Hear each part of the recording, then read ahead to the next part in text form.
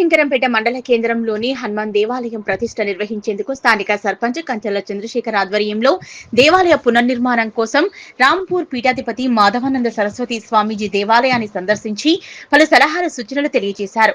హనుమాన్ దేవాలయానికి వచ్చిన పీఠాధిపతికి ఆలయ పూజారి సంతోష్ కుమార్ పూర్ణకుంభంతో ఘనంగా స్వాగతం పలికారు. అనంతరం భక్తులకు ప్రసాదం అందజేశారు.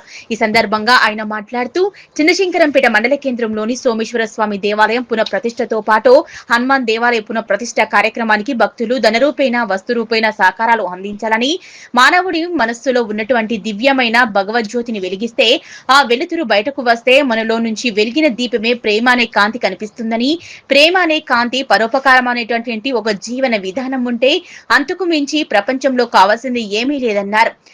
ప్రతి ఒక్కరికి దేవతత్వం పరోపకార తత్వం కలిగే విధంగా ఆ సోమేశ్వర స్వామి ప్రసాదించాలని కోరుకున్నారు.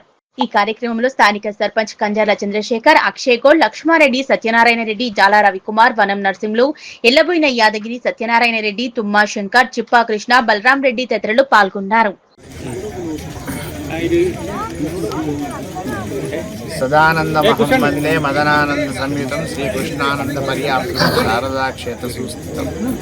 సమస్త ప్రపంచంలో అందరికీ ఆధారభూతమైన పరమాత్మకు నారాయణ స్మరణపూర్వకంగా నమోవాకాలు అర్పించుకుంటూ ఈరోజు చిన్నశంకరంపేట గ్రామంలో అత్యంత పురాతనమైనటువంటి సోమేశ్వరుని యొక్క దివ్య పాదార విందాలయకు నమస్కారం చేసుకుంటూ అతి త్వరలోనే మరి సోమేశ్వరాలయాన్ని కూడా మనం పునః వైభవాన్ని సంతరింపజేసేలా ఆశీర్వదించాలని సోమేశ్వరుని ప్రార్థిస్తూ పునరుద్ధరణ చేయదలుచుకున్న ఆంజనేయ స్వామికి సంబంధించిన అంశాలు చూడడం జరిగింది. ఆంజనేయ స్వామి యొక్క మందిర నిర్మాణం చేసుకుందాం, ఆంజనేయ స్వామి కళావరోహణ చేయకుండానే దేవాలయ నిర్మాణం చేసుకుందామని చెప్పి అందరం కలిసి అనుకున్నాం. ఆ విధంగా ముందుకు వెళ్లేందుకు అందరూ కూడా సహాయ సహకారాలు ద్రవ్యరూపకంగానే కాక మానసికంగా అందరము తొందరగా దేవాలయం కావాలనే ప్రతినిత్యం కోరుకుందాం. దీంతో పాటు రేపు వచ్చేది మహాశివరాత్రి పర్వదివసం. సోమేశ్వరుని యొక్క దివ్యమైన సన్నిధిలో అక్కడి నుంచి ఇక్కడి దాకా చూస్తే దివ్యమైనటువంటి రీతిలో వెలుగులు వెలుగుతున్నాయి. దానికి మన పని ఏం లేదు కాబట్టి వెలుగుతుంది. ఎందుకంటే ఒక ప్లగ్ పెడితే అది వెలుగుతుంది, కానీ లోపల ఉన్న కరెంటు భగవంతుడు ఇచ్చిండు అని తెలుసుకుంటే ఆ వెలుగు ఒక అర్థం ఉంటుంది.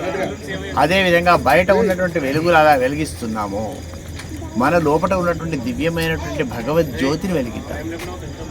ఆ వెలుగు వెలుతురు బయటకు వంచితే మనలోపు ఉన్న జ్యోతి ద్వారా ప్రేమ అనేటువంటి ఒక పెద్ద కాంతి అందరికి పంచుతాం. ప్రేమ అనే కాంతి పరోపకారం అనేటువంటి ఒక జీవన విధానం ఉంటే అంతకు మించిగా ప్రపంచంలో కావాల్సింది ఏమీ లేదు.